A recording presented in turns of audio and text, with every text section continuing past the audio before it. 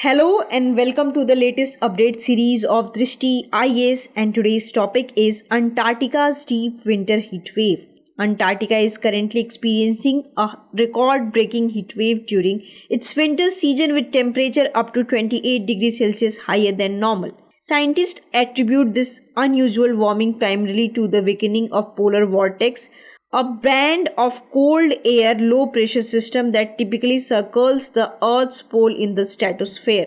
The vortex usually remains strong and stable during winter in the southern hemisphere, effectively trapping cold air over Antarctica. However, this year the vortex was disrupted by the large-scale atmospheric waves, allowing warmer air to penetrate the region and raise temperature as it descends from the upper atmosphere. The weakening of the southern hemisphere vortex is a rare event expected to occur only once every 2 decades, making this heat wave highly unusual. Reduction of the extent of the Antarctic sea ice has also contributed to the rise in temperature. In June, the extent of Antarctic sea ice was the second lowest on record for that time of year, amplifying the warming effect. Sea ice is crucial in maintaining the low temperature in the polar regions as its bright reflective surface bounces more sunlight back into space compared to liquid water. It also acts as a barrier, keeping the air above it cool by preventing the relatively warmer water below from influencing the atmosphere.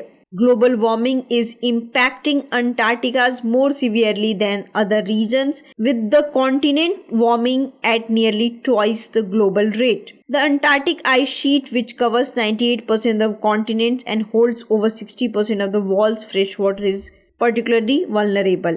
If it were to melt entirely, it could submerge coastal cities and drastically alter the world's geography. Rising temperature also threatens the global ocean circulation system, which plays a vital role in regulating climate by storing and transporting heat, carbon, nutrients, and fresh water around the globe.